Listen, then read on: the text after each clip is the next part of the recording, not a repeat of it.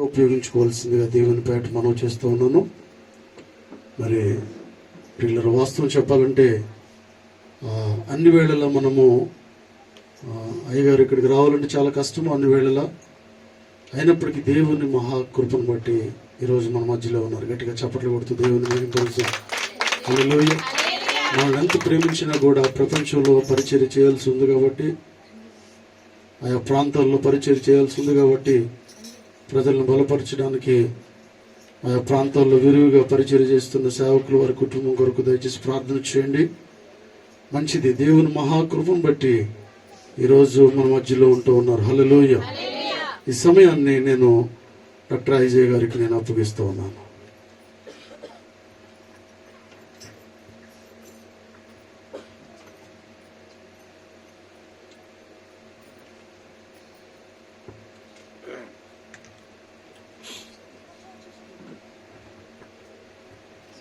Hello, mic check.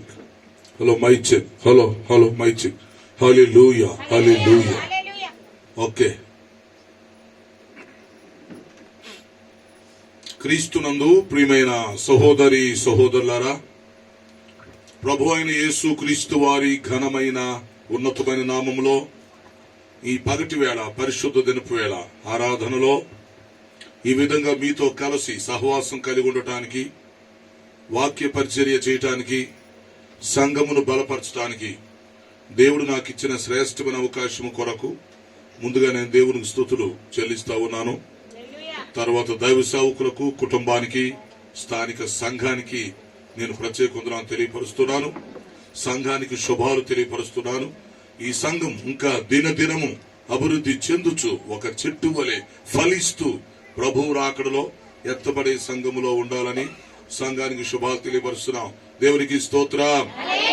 ప్రియులారా, ఇంతవరకు మనం చక్కగా పాటల పరిచయంలో ప్రభువును మహింపరిచాం, ఆరాధన చేశాము.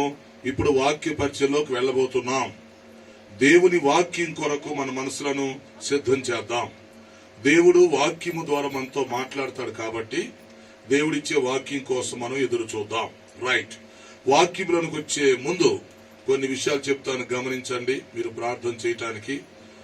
మొదటి విషయం, ప్రతి గురువారం ఉదయం 6 గంటలకి ఆరాధన టీవీలో వర్తమానాలు వస్తున్నాయి, చూడండి. ఆత్మీయంగా బలపరచబడండి. మరి రెండవ రాకడ వర్తమానాలు సీరియల్ గా ఇస్తున్నాం.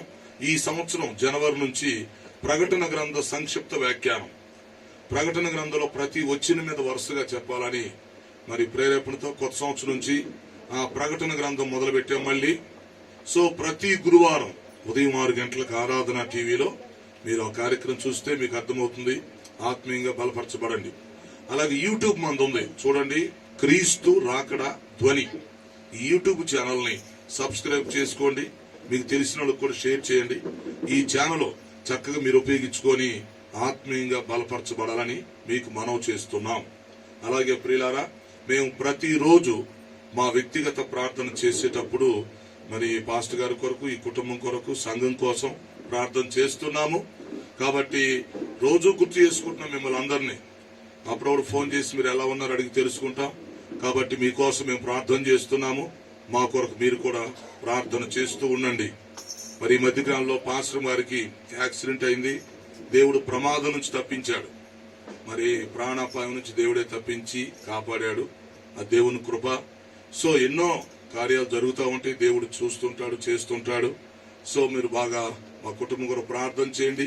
ఈ అంచె దినాల్లో ఇంకా దేవుని కొరకు బలమైన సేవ చేయాలి, ప్రార్థించండి. అలాగే ఈ వేసవి కాలంలో ఈ 3 నెలలు ఎక్కువగా ఇంకా మీటింగ్స్ ఉంటాయి. ప్రతిరోజు ప్రయాణాల కొరకు, ఆరోగ్యం కొరకు, మరి చక్కగా దేవుని యొక్క వాక్యం అందించే దానికోసం మీ ప్రార్థనలో జ్ఞాపకం చేసుకోవాలని కోరుతున్నాం. ఈ రోజు ఒక ప్రత్యేకమైన రోజు మన ఇండియాలో. చెప్పండి, ఈ రోజు స్పెషల్ ఎవరికైనా గుర్తు వస్తుందో చూద్దాం. ఇది మనం గుర్తు చేసుకోవాల్సిన రోజు అన్నమాట.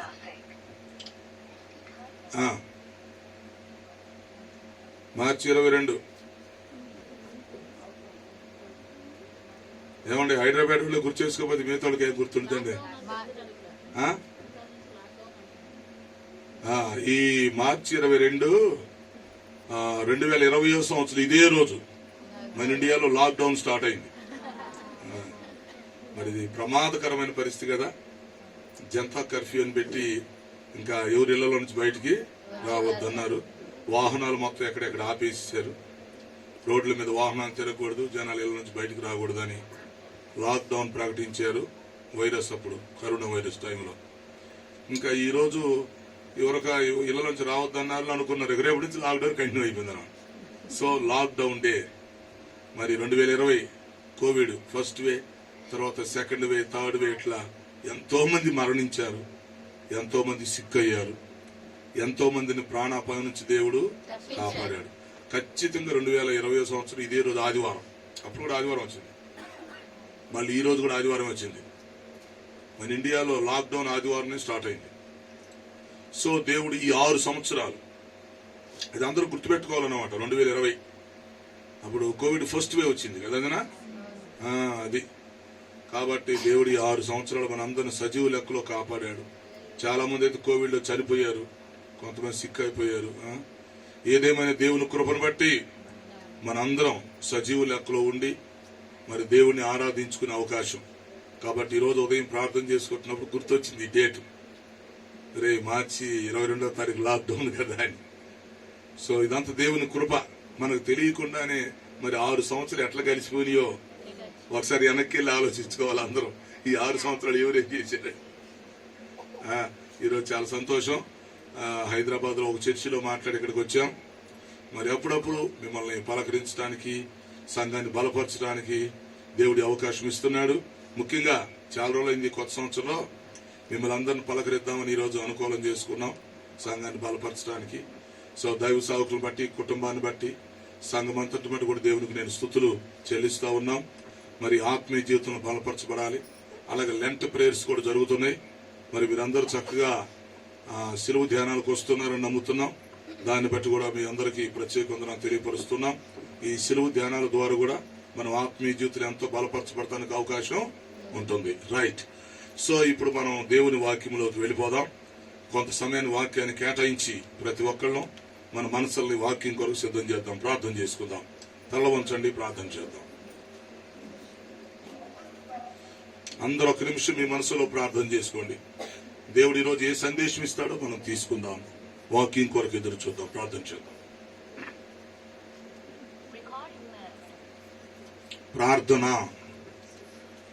పరిశుద్ధుడు అయిన మా తండ్రి, జీవాధిపతి, మీ ఘనమైన పాదాలకు స్తుతి స్తోత్రాలు చెల్లిస్తున్నాం. ఈ మార్చి మాసం నాయన 22వ తేదీ ఈ పరిశుద్ధ దినపు వేళ నాయన హైదరాబాద్ లో కొండాపూర్లో 2వ ఆరాధనలో మీ వాక్యమును ధ్యానం చేయడానికి మీరిచ్చిన ఈ మంచి అవకాశం కొరకు ముందుగా మీకు స్తుతులు చెల్లిస్తా ఉన్నాము. ఇంతవరకు పాటల పరిచర్యలో అలాగే నైనా మొదటి వర్తమానంలో ఆరాధనలు నడిపించినందుకు మీకు వందనాలు. ఇప్పుడు 2వ వర్తమానంలో వాక్య పరిచర్యలో సహాయం చేయమని మనం చేస్తున్నాం. ఈరోజు వాక్యానుసారముగా జీవించుట, దావీదు వాక్యానుసారంగా జీవించి హెచ్చించబడుట, ఈ అంశాన్ని గురించి కొంత మేము ధ్యానం చేయబోతూ ఉన్నాము.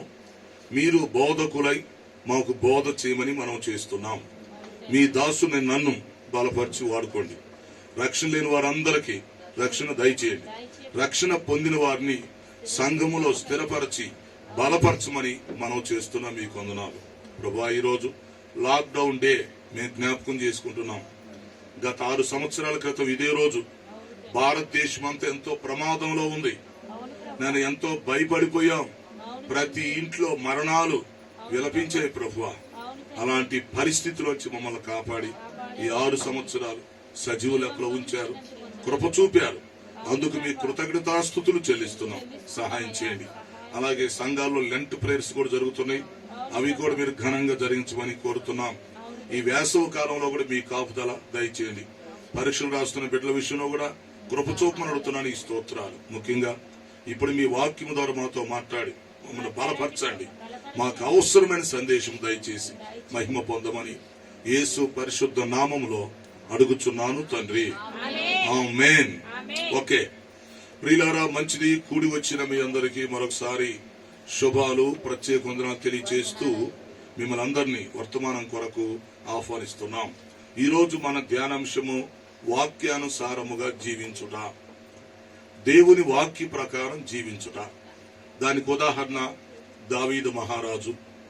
అతడు ఎలాగ వాక్యానుసారంగా జీవించాడు, ఎలాగ హెచ్చించబడ్డాడు, ఎలాగ దీవించబడ్డాడు, దేవుడు అతనికి ఎలా తోడుగా ఉన్నాడు. మరి మనం కూడా మన జీవితాల్లో ఎలా ఉండాలి, ఇలాంటి కొన్ని ప్రాముఖ్యమైన విషయాలు ఈరోజు వినబోతున్నాం. ఈరోజు వర్తమానం చాలా ప్రాముఖ్యమైనది మనకి. ఈ వర్తమానం ద్వారా మనమందరం దీవించబడతామని, బలపరచబడతామని ఆశిస్తున్నాం. రైట్, ముందుగా మూలవాక్యం చదువుదాం. యాకోబు పత్రిక 1వ అధ్యాయం 22వ వచనం. ఈరోజు డేట్ 22. యాకోబు పత్రిక 1వ అధ్యాయం 22వ వచనం. మీరు వినువారు మొట్టుకై ఉండి మిమ్మును మీరు మోసపుచ్చుకొనక వాక్య ప్రకారము ప్రవర్తించువారునై ఉండుడి. అది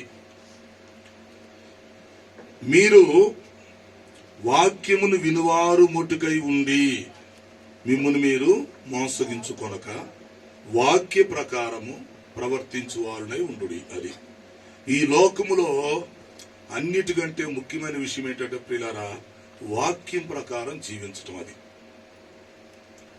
కొంతమంది అసలు వాక్యం వినటానికి ఇష్టపడరు, అదో బ్యాచ్.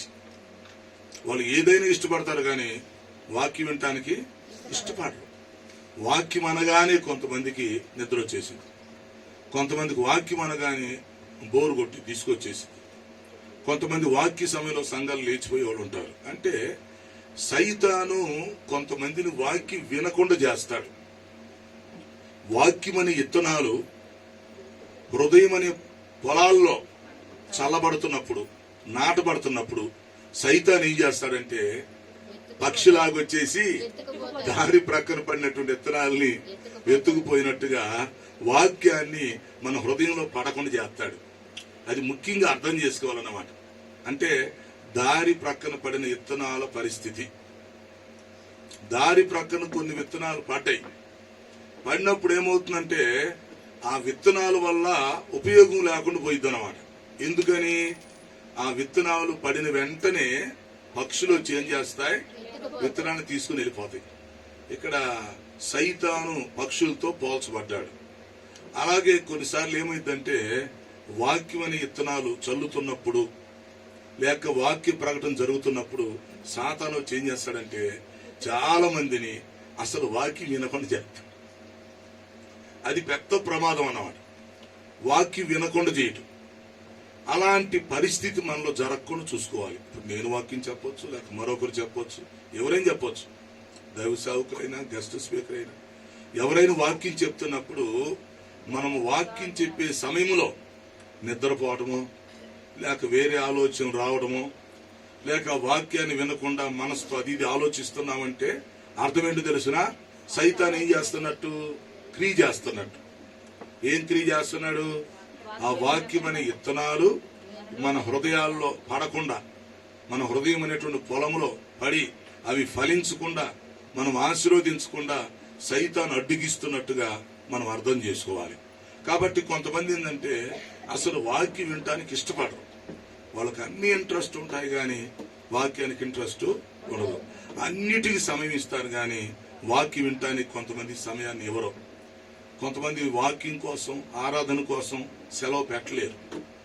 సెలవు పెట్టకుండా వెళ్ళిపోతా ఉంటారు. ఇంట్లో పనులు మానుకోకుండా ఇంట్లోనే ఉండిపోతారు, లేక ప్రయాణాలు వెళ్ళిపోతారు. అయ్యో ఈరోజు చర్చి ఉంది, ఆరాధన ఉంది, మరి వాక్యం ఉంది, నేను ఖచ్చితంగా చర్చిలో అటెండ్ అవ్వాలి, నేను ఖచ్చితంగా దేవుడిని ఆరాధించాలి, లేక నేను వాక్యం వినాలి. అలాంటి ఆలోచన రాదండి. ఇంకా ఇంట్లోనే ఉండిపోతారు. కొంతమంది చుట్టాలు వస్తే ఆగిపోతారు, లేదా ఏదో ప్రయాణం పెట్టుకొని టూర్ పెట్టుకొని వెళ్ళిపోతా ఉంటారు, లేక సెలవు వచ్చిందని ఏదో ఒక పని పెట్టుకుని వెళ్ళిపోతూ ఉంటారు, లేక దేవుని కోసం సెలవు పెట్టాల్సి వచ్చినట్టు పెట్టరు. ఇది చాలా కష్టం. ఇలాంటి ప్రజలు ఏమవుతారంటే ఏదో ఒక రోజు ప్రమాదానికి గురవుతారు. వాళ్ళ ప్రయాణం సాఫీగా సాగదు, ఏదో ఒక రోజు ప్రమాదానికి గురవుతారు. కాబట్టి మీరేంటంటే ప్రతి ఆదివారం ఖచ్చితంగా చర్చికి వచ్చినట్టు చూసుకోవాలి. ఎన్ని పనులున్నా సరే, నేను ఎప్పుడైతే చెప్తుంటాను, 6, 100 అయినా 106 అయినా ప్రతి ఆదివారం ఖచ్చితంగా నువ్వు చర్చికి రావాలి.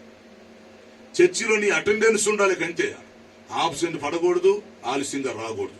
అందరికి మేము అదే నేర్పిస్తాం. ఆదివారం చర్చికి నువ్వు ఆబ్సెంట్ పడకూడదు, ఆలస్యంగా రాకూడదు, రెండు ఉండకూడదు, ఆబ్సెంట్ ఉండకూడదు, లేట్ ఉండకూడదు. ఎప్పుడు మనం చర్చిలో కనపడకుండా ఉంటామంటే ఆ రోజు మనం చచ్చిపోయిన రోజు అయి ఉండాలి. అది లేకపోతే మనం బెడ్ ఎక్కి ఏదో సిక్ అయిపోయి ఉండాలి. అంతకు మించి నువ్వు ఎందుకు ఆబ్సెంట్ అవ్వాలి? లేదు దూరంగా ఏదో పని మీద ఉండిపోయావు అనుకో, ఆ రోజు వరకు అక్కడ దగ్గరలో ఉన్న చర్చికి వెళ్ళాలి. ఎందుకంటే దూరంలో ఉన్నాం, రాలేకపోయాం కనుక అక్కడెక్కడికి వెళ్ళాలి. అంతేగాని అసలు ఆదివారం చర్చి మానటం ఏంటి?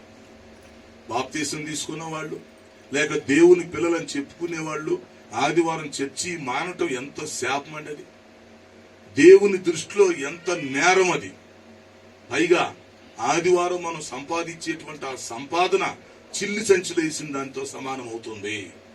చిల్లి సంచిలో నువ్వు డబ్బులు వేస్తే నీకు తెలియకుండా ఎలాగ పోతాయో, ఎలా నష్టపోతామో, ఆదివారం ఒకవేళ మనం కష్టపడి సంపాదించినా కూడా ఆ సంపాదన కూడా వేస్ట్. అది నీకు ఉపయోగపడదు. అది ఏదో ఒక విధంగా వృధా అయింది. కాబట్టి ఆదివారం పనిచేయటం వేస్టే, ఆదివారం సంపాదించడం వేస్టే. అది మనకేం ఉపయోగపడదు. మనం ఇంటికాడుండో బయటికి వెళ్ళో సాధించేది కూడా ఏముండదు. కనుక ఖచ్చితంగా ఆదివారం చర్చిలో కనపడాలి, ఆదివారం ఆరాధనలో పాల్గొనాలి, దైవ సేవకులు ఇచ్చేటువంటి వాక్యాన్ని చక్కగా వినాలి. ఇక్కడే మనకు పునాది పడిద్ది అనమాట. మనం అసలు దేవుని బిడ్డలమా కాదా అనేది ఇక్కడే పునాది పడుతుంది. మనం రక్షించబడి ఎంత కాలమైంది, మరి ఎన్ని ఆబ్సెంట్లు పడ్డాం అది చూసుకోవాలి.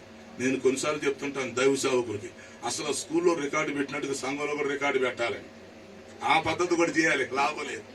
స్కూల్లో మనం ఎట్లాగా రికార్డు పెట్టుకొని అటెండెన్స్ తీసుకుంటామో, ఇక చర్చిలో కూడా ఏం చేయాలంటే చర్చి రికార్డు పెట్టాలి. రికార్డు పెట్టేసి చిన్నపిల్లలకి, యవనస్తులకి, స్త్రీలకి, పురుషులకి, వృద్ధులకి సపరేట్ గా నెంబర్లు ఇచ్చేసి అటెండెన్స్ కూడా తీయాలి. లాభం లేదు, జనాలు మాటంటలా. అలాంటి పరిస్థితులు వచ్చేసినాయి. స్కూల్లో రికార్డు పెట్టినట్టు సంఘంలో రికార్డు పెట్టాల్సిన పరిస్థితి వచ్చేసింది. కారణం ఏంటంటే చాలా మందికి చర్చి విలువ తెలియట్లా. సంఘం విలువ, సేవకుడి విలువ, దేవుడి విలువ, ఆరాధన విలువ, వాక్యం విలువ తెలియట్లేదు.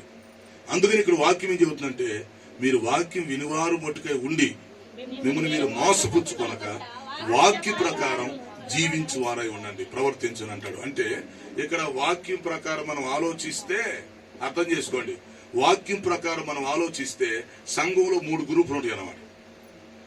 మీరు ఏ గ్రూపులో ఉన్నారో గుర్తుపట్టండి, చెప్తా నేను. వాక్యం ప్రకారం ఆలోచిస్తే సంఘంలో 3 గ్రూపులు ఉంటాయి. మొదటి గ్రూప్ వాళ్ళు ఏంటంటే అసలు వాక్యాన్ని వినరు. అంతే, వాక్యాన్ని విననటువంటి గ్రూప్ ఇది. వాక్యం పట్ల ఆసక్తి చూపించినటువంటి గ్రూప్ ఇది. వీళ్ళకి ఆదివారం అంటే పెద్ద లెక్కే ఉండదు. వీళ్ళకి చర్చి అన్న, ఆరాధన అన్న పెద్ద పట్టింపు ఉండదు. దేవుణ్ణి పట్టించుకోరు, సేవకుడిని పట్టించుకోరు, సంఘాన్ని పట్టించుకోరు, సహవాసాన్ని పట్టించుకోరు. వాళ్ళే పేరుకు మాత్రం క్రైస్తవులు అంటారు అంతే. ఎప్పుడో ఆ పండుగ అప్పుడు కనపడతారు, లేదా కొత్త సంవత్సరం రోజు కనపడతారు, లేదంటే పెళ్లిళ్ళప్పుడు వచ్చి కనపడతారు, లేక చావులప్పుడు కనపడతారు. మధ్యలో కనపడరు వాళ్ళు. వాళ్ళు కనపడ్డారా అంటే ఆ రోజు పండుగ అయి ఉండాలా, కొత్త సంవత్సరం అయి ఉండాలా, లేక ఏదైనా పెళ్లి అయి ఉంటే పెళ్లికి వచ్చి ఉండాలా, ఏదన్నా చావు అయి ఉంటే చావుకి వచ్చి ఉండాలా. అంతకు మించి కొంతమంది చర్చికి రావడానికి సరిగ్గా ఇష్టపడరు. వచ్చినా గానీ ఎప్పుడు వస్తారు ఎప్పుడు వెళ్తారు వాళ్ళకే తెలీదు. సో వాక్యాన్ని వినాలి ఫస్ట్. మొదటి బ్యాచ్ వాళ్ళు వాక్యాన్ని వినరు. వాక్యాన్ని వినకుండా ఏం చేస్తారంటే సైతాను పక్షుల రూపంలో వచ్చి, అర్థమైందా, సైతాను పక్షుల రూపంలో వచ్చి దారి ప్రక్కన పడినటువంటి విత్తనాలను ఎలా ఎత్తుకొని పోతాడో అలాగే ఇప్పుడు మన హృదయాల్లో ఆ వాక్యం విత్తబడకుండా, అసలు ముందు మన చెవులతో వినకుండా, అది మన హృదయంలోకి వెళ్లకుండా ముందే సైతాన్ని ఆపేస్తాడన్నమాట. వాక్యాన్ని వినకుండా చేస్తాడు. వాక్యం స్టార్ట్ చేయగానే వెంటనే నిద్రపోమా, నిద్ర స్టార్ట్ చేస్తాడు. లేకపోతే కొంతమంది చేస్తారు తెలుసా, సిటీలో పెద్ద పెద్ద చర్చిలో సీరియస్ గా వాక్యం జరుగుతూ ఉంటే వాళ్ళు చక్కగా సెల్ ఫోన్ పట్టుకొని సీరియస్ గా మెసేజ్ చూసుకోవటం, చాటింగ్ చేసుకోవటం. ఎంత దరిద్రం అంటే, అంటే శాపం తెచ్చుకోవడానికి చర్చికి వస్తారా అనిపించిద్ది అన్నమాట. ఎప్పుడైతే పాస్టర్ గారు మైక్ పట్టుకుంటాడో విశ్వాసాలు పట్టుకుంటాడు. దేనికంటే ఇంకా మెసేజ్ చెక్ చేసుకోవడానికి, వాట్సాప్ మెసేజ్ చెక్ చేసుకోవడానికి, చాటింగ్ చేయడానికి, లేకపోతే ఇంకా అవి చూసుకోవడానికి. అంటే ఆయన కూర్చుంటాడు, ఆ వాక్యం జరిగే టైంలో సైడ్ బిజినెస్ చేస్తాడు. మైండ్తో మరో పని జరుగుతూ ఉండేది. ఇలాంటివి మన సంఘాల్లో జరగకూడదు. ఇది దేవుడికి అవమానం, ఇది మనకు శాపం, నేరం. కాబట్టి ఇక్కడ యాకోబు చెప్పినట్టుగా ఈ వాక్యం విషయానికి వస్తే 3 బ్యాచీలు ఉన్నాయి. వాటిని మనం గుర్తుపట్టాలి. మనం ఏ బ్యాచీలో ఉన్నాం గమనించాలి. మొదటి బ్యాచ్ ఏంటి? వాక్యాన్ని వినని వారు.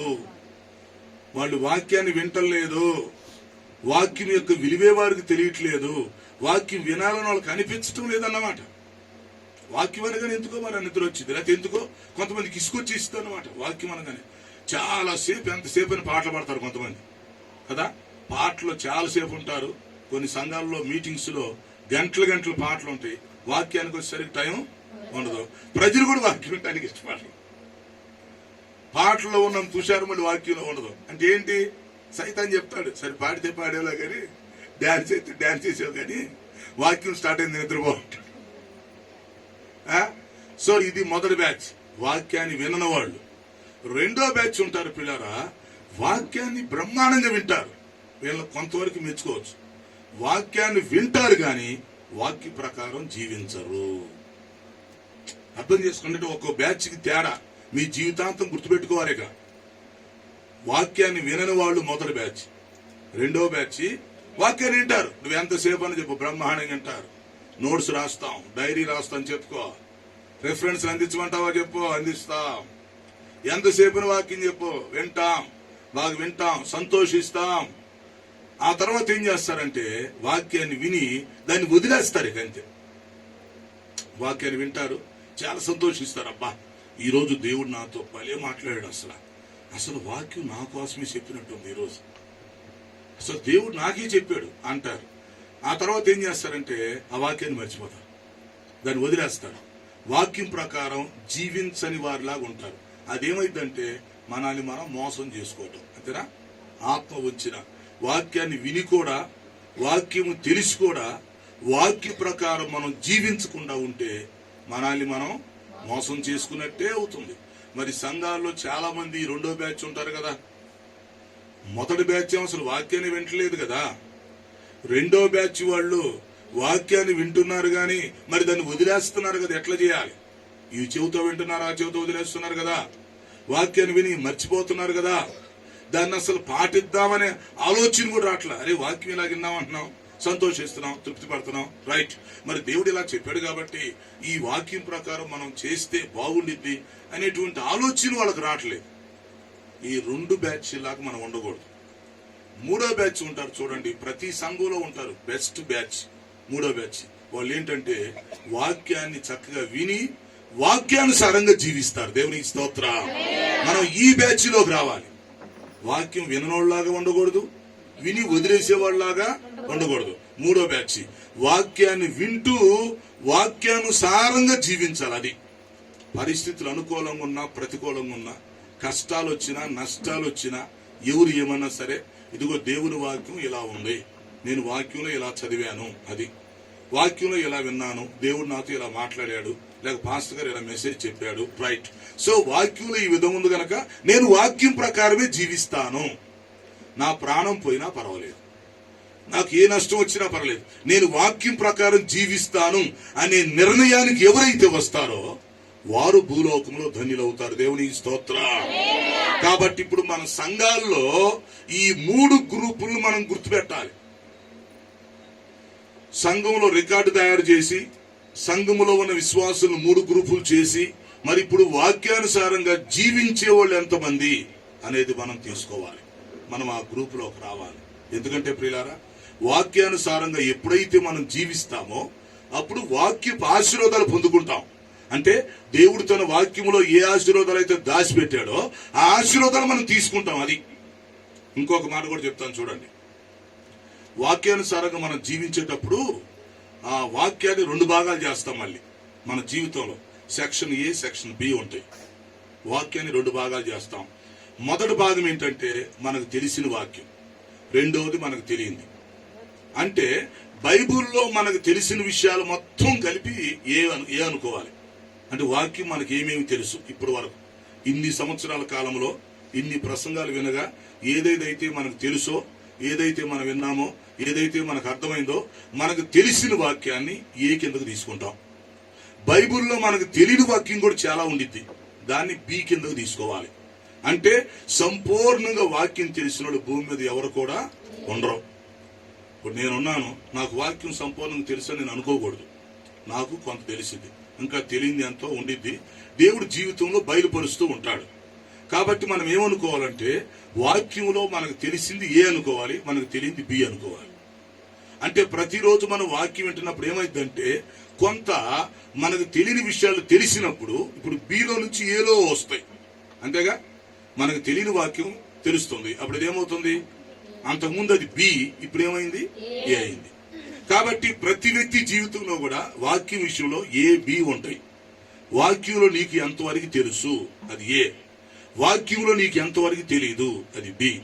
సరే, ఇప్పుడు బి పాయింట్ వదిలేయండి. ఇప్పుడు మనకు తెలియని దాని గురించి మనం ఏం చేయలేం. ప్రతి వ్యక్తికి కొంతవరకు తెలుస్తుంది, దేవుడు కొంతవరకు బయలుపరుస్తాడు. సో ఇప్పుడు మనకు తెలియని విషయాలు దేవుడు జీవితంలో ఎప్పుడో బయలుపరుస్తూ ఉంటాడు. బి పాయింట్, ఎప్పుడో బయలుపరుస్తాడు. కానీ ఇప్పుడు మనకు తెలిసిన వాక్యం, ఈ బైబిల్ మొత్తంలో నీకు ఎంతవరకు తెలుసు, నీకు ఏమేమి విషయాలు తెలుసు. ఉదాహరణకు నీకు పదాజ్ఞల గురించి తెలుసు, పదాజ్ఞలు పాటిస్తున్నావా? అట్లా నీకు వాక్యులు ఏమేమి తెలుసో, ఏమేమి నువ్వు విన్నావో, ఏమి నీకు పరిశుద్ధాత్మ బోధిస్తున్నాడో, ఏది నీ మనస్సాక్షి గద్దిస్తుందో, ఏది దైవ సేవకుడు నిన్ను హెచ్చరిస్తున్నాడో, ఆ వాక్యం ప్రకారం నువ్వు జీవిస్తున్నావా? ఇప్పుడు నీకు తెలియని విషయాలంటే ఒకే, తెలియని విషయాలు తెలియదు కాబట్టి తెలిసినప్పుడు చూసుకుందాం. ముందు తెలిసిన దాని సంగతి ఏంటి, ఇది మనం అర్థం చేసుకోవాలి. దైవ సేవకుడు ఒక్కొక్క విషయాన్ని మనం చెప్తున్నప్పుడు, దేవుడు వాక్యం ద్వారా మనతో మాట్లాడుతున్నప్పుడు, అలాగే పరిశుద్ధాత్మ మనకు ప్రేరేపణ కలిగిస్తున్నప్పుడు, మన మనస్సాక్షి మనల్ని గద్దిస్తున్నప్పుడు, మరి ఎంతవరకు మనం వాక్యానుసారంగా జీవిస్తున్నాం అనేది మనం అర్థం చేసుకోవాలి. ఈ అంచె దినాలు మనం చేయాల్సింది అదే. యాకోబు భక్తుడు ఆనాడు పత్రిక రాశాడు. ఎందుకు రాశాడు తెలుసా? క్రొత్త నిబంధనలో మొట్టమొదటి పుస్తకం యాకోబు పత్రికే. అంటే బైబిల్లో అక్కడ చివరిలో పెట్టాడు, కానీ సీరియల్ గా మనం చరిత్రలో ఆలోచిస్తే మరి క్రొత్త నిబంధనలో మొట్టమొదటి పుస్తకం యాకోబు పత్రిక. అప్పటికి ఇంకా సువార్తలు రాలా, సువార్తలు తర్వాత వచ్చినాయి. పౌలు గారి పత్రికలు కూడా తర్వాత వచ్చినాయి. మొదటి యాకోబే ఈ పుస్తకం రాశాడు. దాన్ని చిన్న బైబిల్ అని పిలిచేవాళ్ళు. ఎందుకంటే అప్పుడు యాకోబును సంఘాధ్యక్షులుగా ఎన్నుకున్నారు. యెరూషలేం కౌన్సిల్ మీటింగ్ లో యాకోబును సంఘాధ్యక్షులుగా ఎన్నుకున్న తర్వాత సార్వత్రిక సంఘం మొత్తాన్ని బలపరచడానికి అతడు యాకోబు పత్రిక రాశాడు. రాసి అప్పట్లో ప్రపంచంలో ఎక్కడెక్కడ బ్రాంచ్ సంఘాలు ఉన్నాయో అన్ని సంఘాలకి జెరాక్స్ పంపించారన్నమాట ఈ పత్రికని. కాబట్టి అప్పట్లో పాత నిబంధన ఉండేది కానీ క్రొత్త నిబంధన ఉండేది కాదు. ఈ యాకోబు పత్రికనే ఓ చిన్న బైబుల్ లాగా ప్రతి సంఘంలో చదువుకునేవాడు. ఈ పత్రిక మనం చదువుతూ ఉంటే ఎన్నో విలువైన విషయాలు ఉంటాయి అన్నమాట. ఒక్కొక్క విషయం ముక్కుసూటిగా ఉండిద్ది. మీరు తర్వాత చదవండి. దీన్ని సార్వత్రిక పత్రిక అంటారు, క్రొత్త నిబంధనలో తొలి పుస్తకం అంటారు. ఆ పత్రిక చదువుతా ఉంటే మీకు అర్థమైంది. ఎన్నో విషయాలు యాకోబు భక్తుడు సంఘానికి చెప్పాడు. చెప్పేమన్నాడంటే, నాయనా అన్నిటికంటే విలువైంది వాక్యం రా బాబు. మానవుని యొక్క జీవితంలో అన్నిటికంటే విలువైంది వాక్యం. ఆ వాక్యం ఎలాంటిదంటే నీకు ప్రాణముతో సమానం. వాక్యం అనేది ప్రాణం. నీ ప్రాణానికి నువ్వెంత విలువిస్తావో, నీ ప్రాణాన్ని నువ్వెంత కాపాడుకుంటావో, నీ ప్రాణరక్షణ కోసం ఎంత డబ్బు ఖర్చు పెడతావో, ఎంత వైద్యం చేయించుకుంటావో, ఎన్ని హాస్పిటల్కి తిరుగుతావో, నీ ప్రాణం గురించి ఎంత ఆలోచిస్తావో, ఎంత భయపడతావో. రేయ్, దేవుని వాక్యం అనేది నీకు ప్రాణం లాంటిదిరా బాబు అంటాడు ఈ పుస్తకంలో. అంటే మానవుడికి ప్రాణం చాలా ఇంపార్టెంట్. ప్రాణం లేకపోతే మనిషి చచ్చిపోతాడు కదా. అందుకని ప్రాణానికి మనిషి భయపడతాడు, గౌరవిస్తాడు. ప్రాణరక్షణ కోసం ఎంత డబ్బైనా ఖర్చు పెడతాడు, ఎన్ని హాస్పిటల్కైనా తిరుగుతాడు, లేక ఎంతైనా శ్రమిస్తాడు. ఎందుకంటే తన ప్రాణం ఉండాలని. సో ఇప్పుడు మనం శారీరకంగా ఈ లోకములో జీవిస్తున్నప్పుడు మన ప్రాణాన్ని కాపాడుకోవటానికి మనం ఎంత కష్టపడుతున్నామో, అలాగే మన ఆత్మీయ జీవితంలో, మన విశ్వాస జీవితంలో దేవుని వాక్యాన్ని ప్రాణంగా ఎంచుకోవాలి. అది ఇదే నీకు ప్రాణాధారమై ఉండాలి. అంటే వాక్యాన్ని అంత చదువుతా, రోజు ఉదయాన్నే ప్రార్థన చేసుకోవటం, వాక్యం చదవటం, వాక్యం గురించి ఆలోచించటం, వాక్యాన్ని ధ్యానం చేయటం, ఆ వాక్యంలో ఉన్న విషయాలు నోట్స్ రాసుకోవటం, లేక టిక్ చేసుకోవటం, కంఠస్థం చేయటం. ఆ వాక్యంలో ఇలా ఉంది కాబట్టి ఈ వాక్యం ప్రకారం నేను నడుచుకోవాలి అనేటువంటి ఆలోచన కలిగి వాక్యాన్ని నీ ప్రాణముతో సమానంగా చూసుకో. అది సింపుల్ గా చెప్పాలంటే, నీ ప్రాణాన్ని నువ్వు ఎలాగైతే చూసుకుంటావో, నువ్వు చనిపోకుండా నీ ప్రాణాన్ని కాపాడుకోవటానికి ఎలా కష్టపడతావో, అలాగే ఈ దేవుని వాక్యాన్ని కూడా నీ ప్రాణంతో సమానంగా భావించుకొని అంత జాగ్రత్తగా వాక్యం చదువుకోవాలి. అర్థమైందా? ఇంకొక మాట కూడా చెప్తా, మనకు 2 జీవ గ్రంథాలు ఉన్నాయి, గుర్తుపెట్టుకోండి. భూలోకములో ఒకటి, పరలోకంలో ఒకటి, 2 జీవ గ్రంథాలు. భూలోకములో ఉన్న జీవ గ్రంథం అంటే ఏంటిది? దేవుని వాక్యం. పరలోకములో జీవ గ్రంథం ఉంది.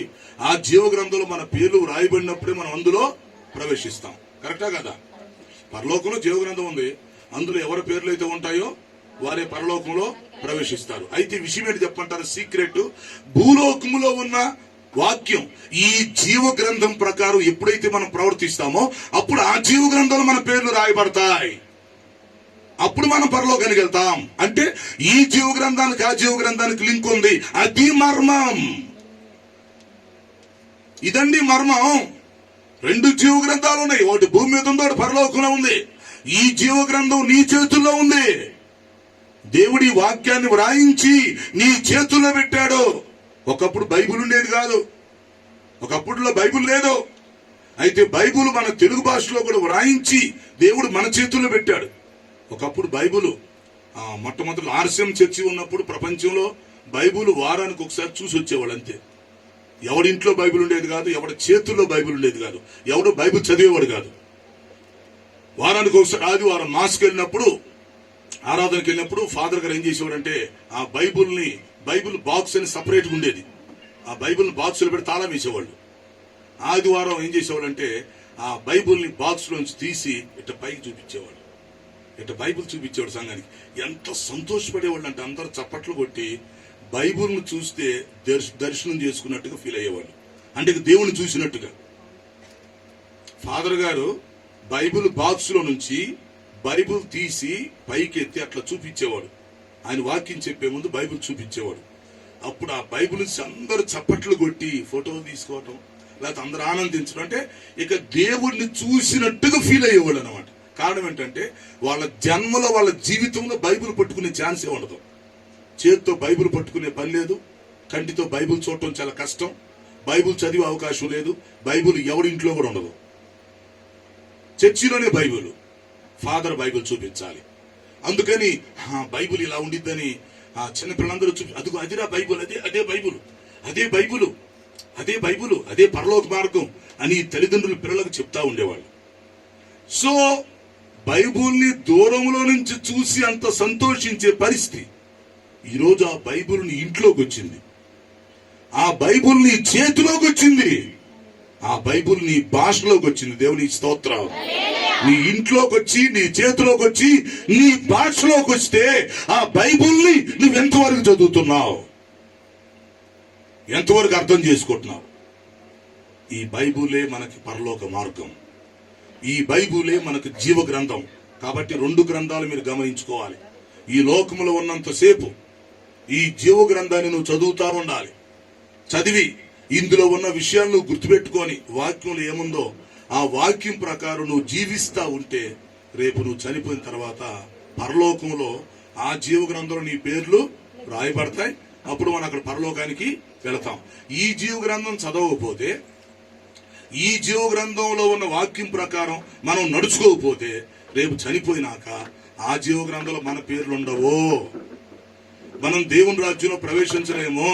కాబట్టి ఈ గ్రంథానికి ఆ గ్రంథానికి ఉన్న కనెక్షన్ మీరు తెలుసుకోవాలి. ఇదే మీరు మీ ఇళ్లలో కూడా చెప్పాలి, మీ భర్తలకి, మీ భార్యలకి, పిల్లలకి, అందరికి చెప్పుకోవాలి. అయ్యా 2 గ్రంథాలు ఉంటాయట, భూలోకంలో గ్రంథం, పరలోకంలో గ్రంథం. ఈ గ్రంథం దేవుడు మన చేతుల్లో పెట్టాడు, దీన్ని మనం చదవాలి. దీని ప్రకారం మనం జీవిస్తే అక్కడ ఆ గ్రంథంలో మన పేర్లు రాయబడితే ఆ లోకంలోకి వెళ్తానికి అవకాశం ఉంటుంది. ఈ గ్రంథాన్ని పాటించకపోతే ఆ గ్రంథంలో మన పేరుండేది లేదు, మనం అక్కడికి వెళ్ళేది లేదు. అందుకని ఇప్పుడు యాకోబు ఏం చెప్తున్నాడు? దేవుని యొక్క వాక్యాన్ని నువ్వు ప్రాణంతో సమానంగా చూసుకోమంటున్నాడు. అది నీ ప్రాణాన్ని నువ్వు ఎట్లా చూసుకుంటావో, ప్రాణం పోకుండా ఎలాగ నువ్వు జాగ్రత్త పడతావో, నీ ప్రాణం పోయిద్దని తెలిస్తే 1,00,000 రూపాయలని సరే ఖర్చు పెట్టి నీ ప్రాణం నిలబెట్టుకోవాలని చూస్తావు కదా. కాబట్టి నీ ప్రాణాన్ని నువ్వు ఎలా కాపాడుకుంటావో దేవుని వాక్యాన్ని కూడా అలా కాపాడుకో. దేవుని వాక్యాన్ని కూడా అలాగే ఇంపార్టెన్స్ ఇవ్వు. ఆ వాక్యాన్ని చదువు, దాని ప్రకారం జీవించు. అవును, ఈరోజు లాక్డౌన్ డే, జనతా కర్ఫ్యూ. ఈరోజు చెప్పాల్సింది ఏంటంటే బైబిల్ గురించి మాట్లాడాలన్నమాట.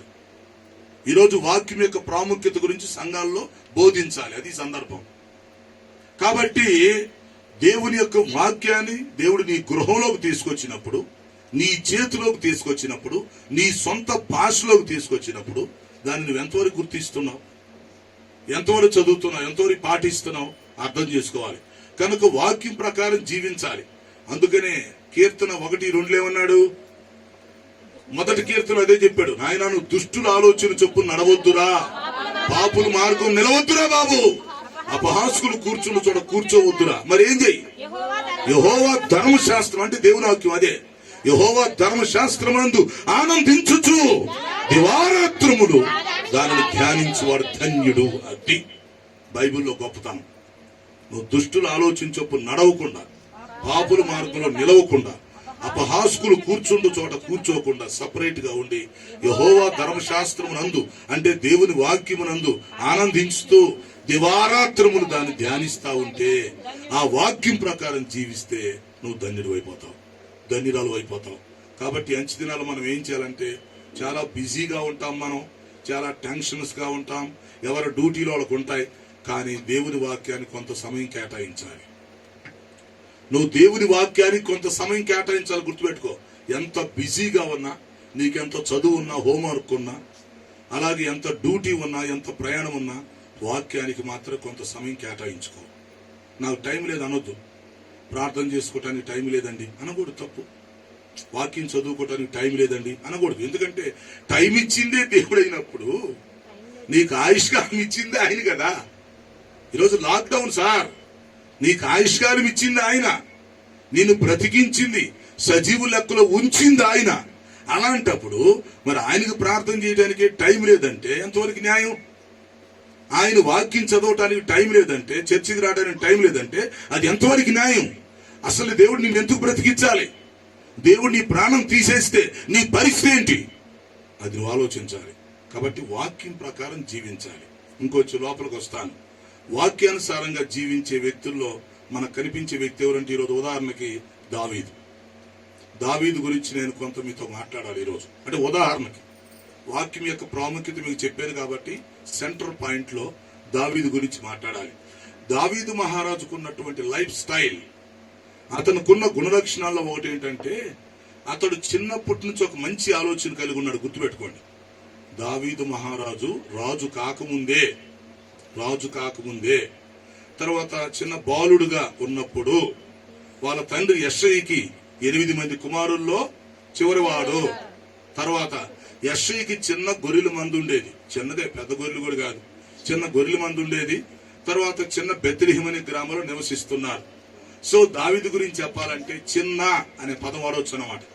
దావీదు అందరిలో చిన్నవాడు, తర్వాత చిన్న వయసు, చిన్న గొర్రెల మంద, చిన్న గ్రామం, అన్ని చిన్నవి, పెద్దవి కాదు. ఇక్కడ బాగా గుర్తుపెట్టుకోండి, మర్చిపోకుండా.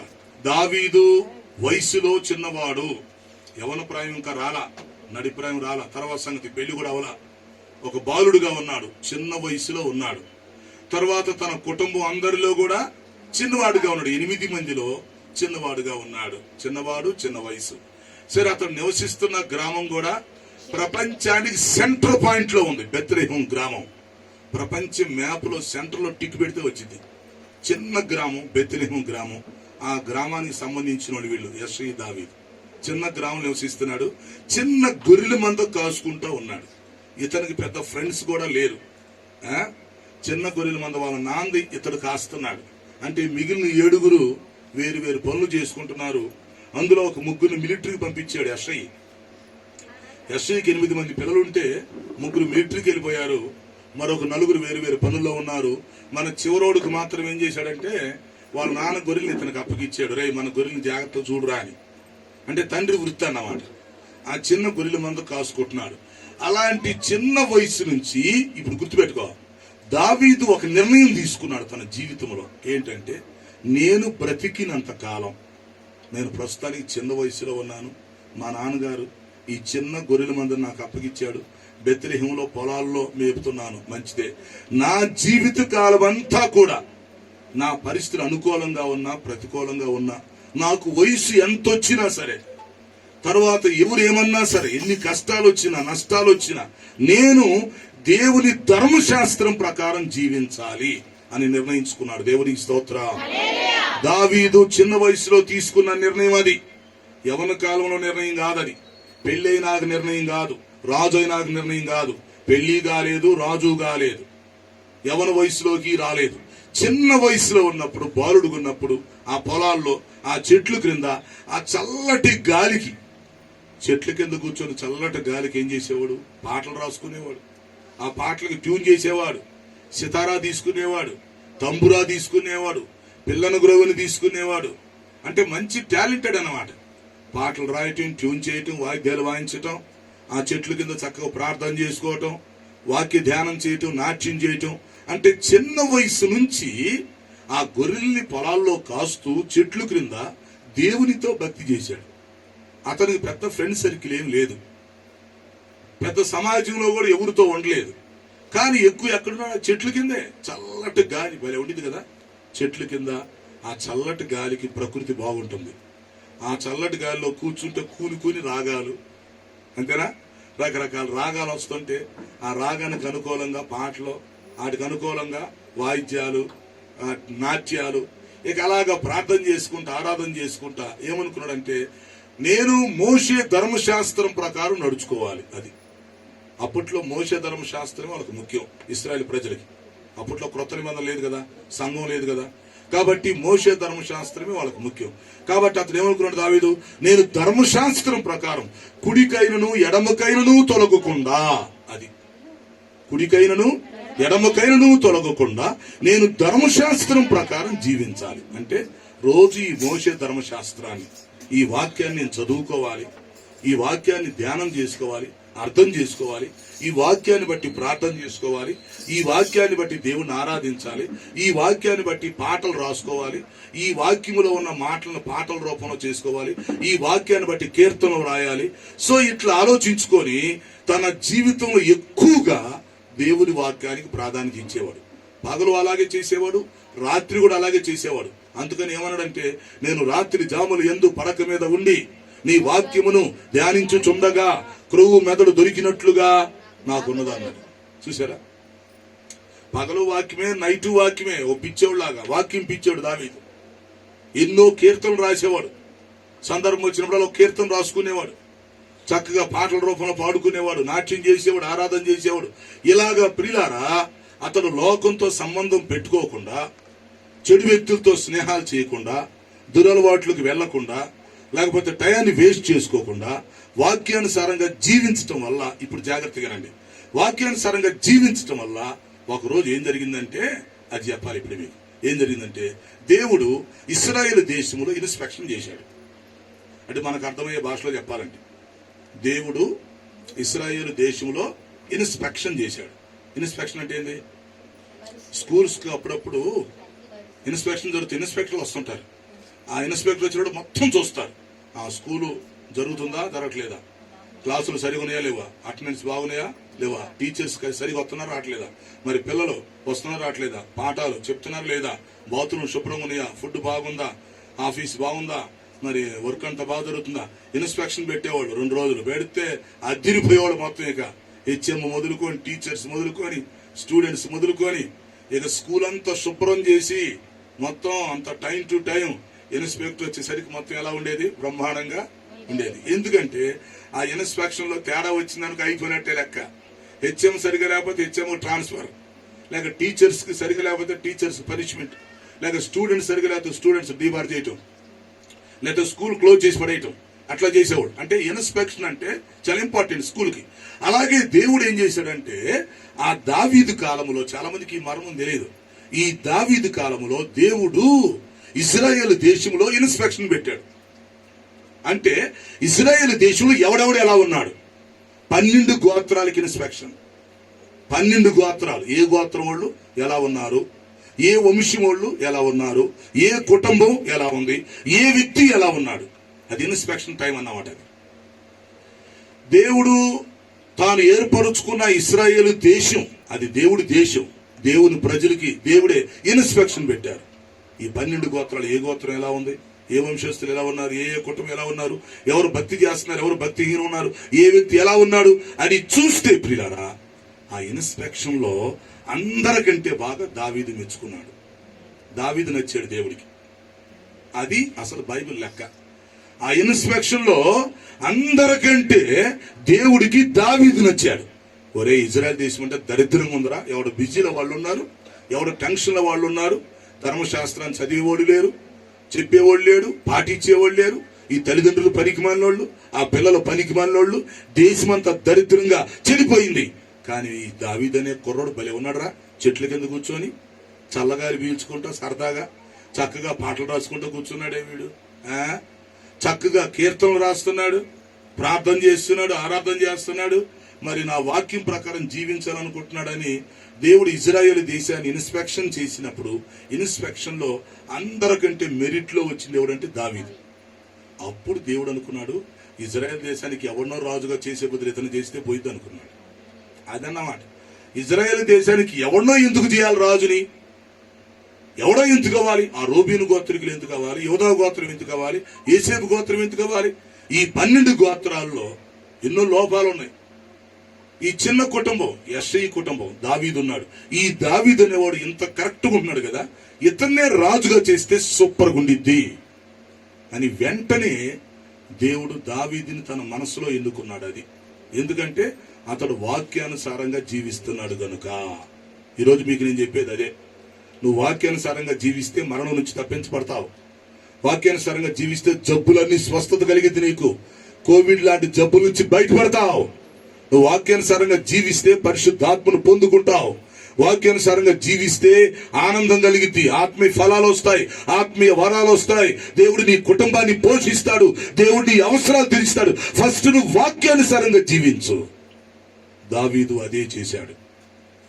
చిన్న వయసులో ఉన్నప్పటికీ తనకు తెలిసినంత మేరకు ఆ మోషే ధర్మశాస్త్రాన్ని బాగా చదువుతూ ధ్యానం చేస్తూ వాక్యానుసారంగా జీవిస్తూ వచ్చాడు. అప్పుడు దేవుడు ఇజ్రాయెల్ దేశంలో ఇన్స్పెక్షన్ పెట్టాడు గనక అందులో దావీదుకి మెరిట్ వచ్చింది.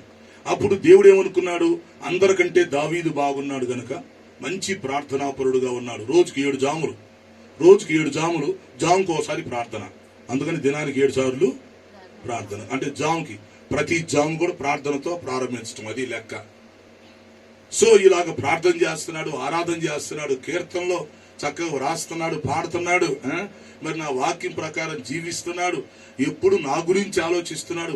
హృదయం నిండా నన్నే పెట్టుకున్నాడు, నన్ను కూర్చోబెట్టుకున్నాడు గనక ఇతను రాజుగా చేయాలని చెప్పి దేవుడు అనుకొని అప్పుడు దేవుడు సమూయేలు ప్రవక్తతో మాట్లాడి సమూయేలు ప్రవక్తని దావీదు దగ్గరికి పంపించి దావీదుని అభిషేకించడం జరిగినది. అది మనమేమనుకుంటాం ఏమంటే, మనం ఏమనుకుంటాం, ఎక్కడి నుంచి ఆలోచిస్తాం. సమూయేలు వచ్చాడు, సమూయేలుకు దేవుడు బయలుపరిచాడు, సమూయేలు వచ్చి దావీదుని అభిషేకించాడు, ఈ స్టోరీ చెప్తాం మనం. దేవుడు సమూయేలు పంపించాడు, సమూయేలు తైలం తీసుకొని వచ్చాడు. యెష్షయి 8 మంది కుమారులు ఒక్కొక్క కుమారుని చూసి ఇతను కాదు అని చెప్పి చివరికి దావీదుని అభిషేకించి వెళ్ళాడని మనం అనుకుంటాం. మనం చెప్పే స్టోరీ అది. ఆ స్టోరీ కరెక్ట్ కాదు. దానికి బ్యాక్గ్రౌండ్ ఏంటి, అది దేవుడు సమూయేలు పంపించాడు, సమూయేలు వచ్చి దావీదుని అభిషేకించాడంటే ఎలా కుదిరిద్ది? దానికి లింక్ ఏంటి, దానికి బ్యాక్గ్రౌండ్ ఏంటి? దేవుడు మరి సమూయేలుని దావీదు దగ్గరికి ఎందుకు పంపాలి, ఆ బెత్లెహేము గ్రామానికి ఎందుకు పంపించాలి? అప్పుడు కూడా దావీదు గొర్రెలు కాసుకొని పొలంలోనే ఉన్నాడు, అవునా కదా? మరి పొలంలో నుంచి కూడా పిలిపించారు, తీసుకొచ్చారు. కానీ ఇక్కడ విషయం ఏంటంటే, ఇక్కడ ఇన్స్పెక్షన్ మీరు గుర్తుపట్టాలి. దేవుడు ఇశ్రాయేలు దేశములో ఇన్స్పెక్షన్ చేశాడు. ఆ మాట కూడా దేవుడు సమూయేలుతో చెప్పాడు. తెలుసా మీకు, నేను ఇన్స్పెక్షన్ చేస్తున్నానని దేవుడు సమూయేలుతో చెప్పాడు. ఏమన్నాడంటే, సమూయేలు, సౌలు రాజును నేను విసర్జించి ఉన్నాను, నాకిష్టమైన వ్యక్తిని నేను కనుగొన్నాను. అది బ్రాకెట్ ఇన్స్పెక్షన్.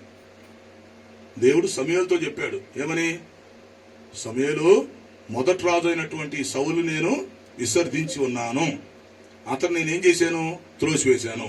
ఇప్పుడు నేనేం చేస్తున్నాను, నాకు ఇష్టమైనటువంటి వ్యక్తిని నేను కనుగొన్నాను. కనుగొనుట అంటారు, ఫైండ్ అవుట్. నాకు ఇష్టమైన వ్యక్తిని నేను కనుగొన్నానంటే ఇన్స్పెక్షన్ చేయగా మెరిట్ లో వచ్చినాడు. నాకు ఇష్టం వచ్చిన వ్యక్తిని నేను కనుగొన్నాను, ఆ వ్యక్తి నాకు తెలుసు ఎక్కడున్నాడో. నేను దేశంలో ఉన్న ప్రతి వ్యక్తిని చెక్ చేసుకున్నాను, ప్రతి గోత్రాన్ని, ప్రతి వంశాన్ని, ప్రతి కుటుంబాన్ని, ప్రతి వ్యక్తిని నేను చెక్ చేశాను. నన్ను ప్రేమించేవాళ్ళు ఎవరో, నన్ను ఆరాధించేవాళ్ళు ఎవరో, నాకు ప్రార్థన చేసేది ఎవరో, నా వాక్యానుసారంగా జీవించేది ఎవరు, నన్ను గౌరవించేవాళ్ళు ఎవరు, నా కోసం సెలవు పెట్టేవాళ్ళు, నా కోసం త్యాగం చేసేవాళ్ళు, లేకపోతే నా కోసం నిలబడేవాళ్ళు, నా కోసం సాక్షిగా నిలబడేవాళ్ళు, నన్ను ఉద్ధరించేవాళ్ళు, అంటే నన్ను ప్రేమించి నా వాక్యం ప్రకారం ఎవరు జీవిస్తారో వారిని నేను కనుగొన్నాను అని దేవుడు దావీదును కనుగొనటం జరిగింది. దేవుని స్తోత్రం. అది మీరు బైబిల్లో ఒక విషయం చెప్తా మీకు, మీరు బైబిల్ యాప్లో చూసుకోండి. బైబిల్ మొత్తంలో దేవుడు దావీదు ఈ 2 పేర్లు ఎక్కువ ఉంటాయి. బైబిల్లో కొన్ని వేల మంది పేర్లు ఉన్నాయి, అందులో ఎక్కువ సార్లు ఎవరి పేరు ఉండేది అంటే దావీదే. దావీదు దేవుడు, దావీదు దేవుడికి, అంతే. బైబిల్ వీళ్ళిద్దరే ఎక్కువ ఉంటాయి, ఇంకెవడి ఉండవు. బైబిల్ మొత్తం మీద చూసుకోండి, దావీదు పేరే కొన్ని 100 సార్లు ఉండిద్ది అన్నాడు బైబిల్లో. ఎందుకంటే అతడు ఇన్స్పెక్షన్ లో గెలిచినాడు, అది మెరిట్ వచ్చిన బ్యాచ్, అది మెరిట్ క్యాండిడేట్ అన్నమాట. ఇజ్రాయెల్ దేశం మొత్తంలో ఇన్స్పెక్షన్ లో లేక దేవుని సెలక్షన్ లో మంచి మెరిట్ లో వచ్చినటువంటి మెరిట్ స్టూడెంట్ దావీదు. అందుకని దేవుడు దావీదును రాజుగా అభిషేకించాడు. సమూయేలును పంపించి దావీదును అభిషేకించడం, దావీదు తర్వాత రాజు అవటం జరిగింది. సో దీనికి కారణం ఏంటంటే వాక్యానుసారంగా జీవించటం. అది కాబట్టి ఈ రోజు నేను చెప్పేది ఏంటంటే, మీకు మనకి ఎన్నో సమస్యలు ఉండొచ్చు, అనారోగ్య పరిస్థితులు ఉండొచ్చు, మరణకరమైన పరిస్థితులు ఉండొచ్చు, ఆర్థిక పరిస్థితులు ఉండొచ్చు, డ్యూటీలు ఉండొచ్చు, బిజీగా ఉండొచ్చు. ఎన్నున్నా సరే నువ్వు ఎప్పుడైతే దేవుని వాక్యాన్ని బాగా చదువుతా ఉంటావో, అది వాక్యాన్ని గురించి బాగా ఆలోచిస్తా ఉంటావో, వాక్యాన్ని ధ్యానం చేస్తావో, ముఖ్యంగా వాక్యం ప్రకారం జీవిస్తావో, అది కష్టమైన నష్టమైన ఎవరు ఏమనుకున్నా వాక్యంలో ఇలా ఉంది కాబట్టి నేను వాక్యం ప్రకారం చేయాలి అని నువ్వు అనుకుంటావో, అప్పుడు నువ్వు ఇన్స్పెక్షన్ లో పాస్ అవుతావు. అప్పుడు ఏమైందంటే నీ బాధ్యత అంతా దేవుడే చూసుకుంటాడు. దేవుడు నిన్ను హెచ్చిస్తాడు, దేవుడు నీ కుటుంబాన్ని పోషిస్తాడు. చదువులో తోడుకుంటాడు, జాబ్ ఇస్తాడు, పెళ్లి చేస్తాడు, పిల్లల్ని ఇస్తాడు, ఇల్లు ఇస్తాడు. ఏది కావాలో దేవుడు చూసుకుంటాడు. ముందు నోరు మూసుకొని బుద్ధి తెచ్చుకొని వాక్యం ప్రకారం బ్రతుకు, మిగతాయి దేవుడు చూసుకుంటాడు. అది మనోళ్ళు పట్టించుకోరు. మనోళ్ళు ఏంటంటే దేవుడిని ప్రక్కన పెట్టి, సంఘాన్ని ప్రక్కన పెట్టి, సేవకుడిని ప్రక్కన పెట్టి, వాక్యాన్ని ప్రక్కన పెట్టి మన మీద ఉద్ధరించాలనుకుంటే మనం ఉద్ధరించేది ఏమి లేదు, మనం సాధించేది ఏమి లేదు. కాబట్టి ఈ రోజు నుంచి మీరు ఆలోచించుకోండి, నీ సంగతి దేవుడు చూసుకుంటాడు. దేవుడు కుదిరే దావీదు సంగతి చూసుకున్న దేవుడు నీ సంగతి చూసుకుంటాడు. దావీదుని హెచ్చించినటువంటి దేవుడు, అది 12 గోత్రాల్లో నుంచి చిన్న వయసు, చిన్నవాడు, చిన్న ఊరు, చిన్న గొర్రెల మంద, అంతా చిన్నదే, పెద్ద లేదు. మరి అలాంటి స్థాయిలో నుంచి దేవుడు ఇజ్రాయేల్ దేశం మొత్తాన్ని తీసుకొచ్చి అతని చేతుల్లో పెట్టాడు. అతని సింహాసనం మీద కూర్చోబెట్టాడు. పట్టాభిషేకం 2 సార్లు జరిగింది, కిరీటం పెట్టారు అతనికి. కారణం ఏంటంటే ఇన్స్పెక్షన్ లో రావాలండి, మెరిట్ రావాలి. ఇన్స్పెక్టర్ వస్తాడు, జాగ్రత్త. దేవుడు చూస్తాడు, జాగ్రత్త. దేవుడు సంఘంలో చూస్తాడు, నీ ఇంట్లో చూస్తాడు. దేవుడు నిన్ను పరిశీలిస్తాడు. నువ్వు ఎంతవరకు భక్తి చేస్తున్నావో, ఎంతవరకు చేయట్లేదో, ఎంతవరకు నిజాయితీగా ఉంటున్నావో, ఎంతవరకు ఉండలేదో, లేక వేషధారంతో ఉంటున్నావేమో, 2 మనసులతో ఉంటున్నావో, నిలువెచ్చని స్థితిలో ఉంటున్నావో, చర్చికి దూరంగా ఉంటున్నావో, చెడు వ్యక్తులతో స్నేహం చేస్తున్నావో, దురలవాట్లకు దురసనాలకు బానిసగా బ్రతుకుతున్నావో, లేక చెడ్డ ప్రవర్తనతో ఉన్నావో, దురాలోచనతో ఉన్నావో, నీ బ్రతుకంతా దేవుడు చెక్ చేస్తాడు. దేవుడు నిన్ను చెక్ చేసినప్పుడు నువ్వు దేవుడి దగ్గర నిలబడాలి. ఆ విషయం నీకు తెలియకపోవచ్చు, దేవుడు నీకు తెలియకుండా చెక్ చేస్తాడు. అప్పుడు దేవుని యొక్క సెలక్షన్ లో నువ్వు కనపడాలి. ఈ వ్యక్తి కరెక్ట్ గా నా సన్నిధికి వస్తున్నాడు, అది కరెక్ట్ గా ఈ వ్యక్తి నన్ను ఆరాధిస్తున్నాడు, నా సేవకుడు చెప్పినట్టుగా లోబడుతున్నాడు ఈ వ్యక్తి. విశ్వాసులందరూ సేవకుడికి లోబడాలి. గొర్రెలు సంఘ కాపరికి లోబడినట్టుగా, కాపరి చెప్పినట్టుగా గొర్రెలు ఎలాగంటాయో సంఘం అంతా దైవ సేవకుడికి లోబడాలి. దైవ సేవకుడు చెప్పిన మాటకి లోబడి తల వంచి చేయాలి. అప్పుడు దేవుడు నిన్ను కరుణిస్తాడు. వాక్యం ప్రకారం జీవించాలి. అది నా ఇష్టం వచ్చినట్టు నేను చేసి, నీ ఇష్టం వచ్చినట్టు నువ్వు చేసి, ఎవరిష్టం వచ్చినట్టు వాడు చేస్తే దేవుడు తొక్కేస్తాడు, ప్రక్కన పెట్టేస్తాడు. దానివల్ల ఉపయోగం లేదు. కాబట్టి ఇప్పుడు మీరు అర్థం చేసుకోండి. దావీదును ఉదాహరణగా తీసుకోండి. ఎక్కడో పొలాల్లో చెట్ల కింద చిన్న గొర్రెల మందను కాసుకుంటున్న దావీదు అంత పెద్ద ఇజ్రాయేలు దేశానికి రాజు అయ్యాడు. అసలు అతడు రాజు అవుతాడని కనీసం ఊహించుకోగలుగుతాడా? కళ్ళన్న అనుకోగలుగుతాడా? అతను గాని అతని తల్లిదండ్రులు గాని ఎవరైనా అతనికి ఆ ఆలోచన వచ్చిద్దా? రాదు. దేవుడే సమూయేలును పంపించి బెత్లెహేము రప్పించి ఆ బెత్లెహేము దగ్గర కూర్చొని దావీదు ఎక్కడున్నాడో పొలాల్లో నుంచి పిలిపించి అతడు దగ్గరికి వచ్చినాక అభిషేకం చేసి వెళ్ళాడు. అంటే దేవుడు కనుగొంటాడు. అది నువ్వెక్కడున్న దేవుడు కనుగొంటాడు. దేవుడు చూస్తాడు, నీ హృదయాన్ని చూస్తాడు, నీ బుద్ధిని చూస్తాడు, నీ గుణగణాలు చూస్తాడు, నీ ప్రవర్తన చూస్తాడు, నీ సర్కిల్ స్నేహాలు చూస్తాడు, నువ్వు ఎలా ప్రవర్తిస్తున్నావో చూస్తాడు. పెచ్చ పనులు చేస్తా ఉంటే దేవుడు ప్రక్కన పెడతాడు. ఈరోజు మీరు అర్థం చేసుకోండి ప్రియులారా. యాకోబు అందుకే చెప్పాడు, సార్వత్రిక సంఘానికి పత్రిక రాస్తూ ఏమన్నాడంటే, మీరు విలువారు మొట్టుకై ఉండి మిమ్మల్ని మీరు మోసపుచ్చుకొనక, అది వాక్య ప్రకారం ప్రవర్తించే వారినై ఉండండి. అది ఈరోజు వాక్యం. సో దేవుని వాక్యం ప్రకారం మీరు జీవించండి, అప్పుడు దేవుడు అన్ని చూసుకుంటాడు. దావీదు అలా చేశాడు కాబట్టి దావీదు విషయంలో దేవుడు అన్ని చూసుకున్నాడు. ఇజ్రాయెల్ దేశానికి రాజుగా చేసి 40 సంవత్సరాలు గొప్ప పరిపాలన చేశాడు. తర్వాత ఒక మాట చెప్పి ముగిస్తా. మనం రాజుల గ్రంథాల్లో, దినతంత్రుల గ్రంథాల్లో చదివితే ప్రతి రాజు గురించి చెప్పేటప్పుడు ఏం చేస్తాడు తెలుసా? దావీదుతో పోల్చి చెప్తాడు. Comparison to David. ప్రతి రాజు గురించి చెప్తా అతడు దావీదు వలె యథార్థంగా ఉండెను అంటాడు, లేక అతడు దావీదు వలె యథార్థంగా లేడు అని చెప్తాడు. అంటే ప్రతి రాజు చరిత్ర చెప్తూ ముందు దావీదుతో పోల్చి చెప్తాడు. అంటే దావీదు ఒక గీటు రాయి. ఇశ్రాయేల్ రాజులందరినీ, యోధా రాజులందరినీ, దాదాపు 40 మంది రాజులు ఉన్నారు, అందరినీ పోలుస్తూ దావీదుతో పోలుస్తాడు బైబిల్లో. మీరు చూసుకోండి. ఆ రాజుల గ్రంథాలు చదివేటప్పుడు, ఆ దినతంత్రుల గ్రంథాలు చదివేటప్పుడు ఒక రాజు గురించి చెప్పేటప్పుడు ఆ పలానా ఇస్కియా లేక పలానా అహాబు ఒక రాజు గురించి చెప్పేటప్పుడు ఏమంటాడు? అతడు దావీదు ప్రకారం యెహోవా దృష్టికి యథార్థంగా ఉండెను. లేదు, పలానా వ్యక్తి దావీదు నడిచినట్లుగా యథార్థంగా నడవలేదు. అది అంటే ప్రతి రాజును తీసుకొచ్చి ఎవరితో పోలుస్తున్నాడు? దేవుడు దావీదుతో పోల్చి మాట్లాడుతున్నాడు. అర్థం చేసుకోండి. ఒక రాజు గురించి, ఆ రాజు చరిత్ర బైబిల్లో రాసేటప్పుడు, ఒక రాజు గురించి సాక్ష్యం చెప్పేటప్పుడు, రిపోర్ట్ ఇచ్చేటప్పుడు దేవుడు దావీదుతో పోలుస్తున్నాడు. ఈ వ్యక్తి దావీదు వలె యథార్థంగా ఉన్నాడు, లేదు ఈ వ్యక్తి దావీదు వలె యథార్థంగా లేడు. ఇంకొక వ్యక్తి, ఈ వ్యక్తి దావీదు వరకు కొంతవరకు నడుచుకున్నాడు. ఇలాంటి పదాలు ఉంటాయి. చదివారు మీరు బైబిల్లో? ఇప్పుడన్నా గుర్తొచ్చిందా లేదా? మీరు రాజులు చరిత్ర చదువుతున్నప్పుడు ఆ మాట ఉందా లేదా? దావీదులాగా ఉన్నాడనో లేడనో, లేదా కొంతవరకు దావీదు అనుసరించాడనో మనకు కలిసి వస్తుంది, చూపిస్తాం. అంటే దాని అర్థం ఏంటి? ఈ రాజులందరినీ దేవుడు ఎవరితో పోల్చి చూస్తున్నాడు? దావీదుతో పోలుస్తున్నాడు. దావీదుతో ఎందుకు పోల్చాడు? దావీదు ఇన్స్పెక్షన్ లో వచ్చేసాడు, సెలక్షన్ లో వచ్చేసాడు. అందుకే దావీదుని దేవుడు రాజుగా కనుగొన్నాడు, అభిషేకించాడు, ఏర్పాటు చేశాడు. కాబట్టి ప్రియులారా, ఈ రోజు ఒక్కసారి మీరు ఆలోచించుకోండి. సరే, ఇన్ని సంవత్సరాలు వదిలేసేయండి, ఇన్ని ప్రసంగాలు విన్నారు, ఓకే. ఈ రోజు ప్రసంగాన్ని పట్టుకోండి. సరే, నేను వాక్యానుసారంగా జీవిస్తాను. ఇక నుంచి దేవుని వాక్యంలో ఉన్నట్టుగా నేను వాక్యం ప్రకారం జీవిస్తాను. క్రమంగా సంఘానికి వస్తాను, సేవకుడికి లోబడతాను, ఒక మంచి విశ్వాసిలాగా ఉంటాను, నా జీవితాన్ని దేవుడి చేతుల్లో పెడతాను అని మీరు ఈరోజు ప్రార్థన చేసుకొని ఒక నిర్ణయం తీసుకోండి. ఆ తర్వాత దేవుడు మిమ్మల్ని ఎలా నడిపిస్తాడో మీరే చూడండి. ఎలా హెచ్చిస్తాడో, ఎలా ఆశీర్వదిస్తాడో, మీ జీవితాలు ఎంత గొప్పగా ఉంటాయో మీరు ఆలోచన చేసుకోండి.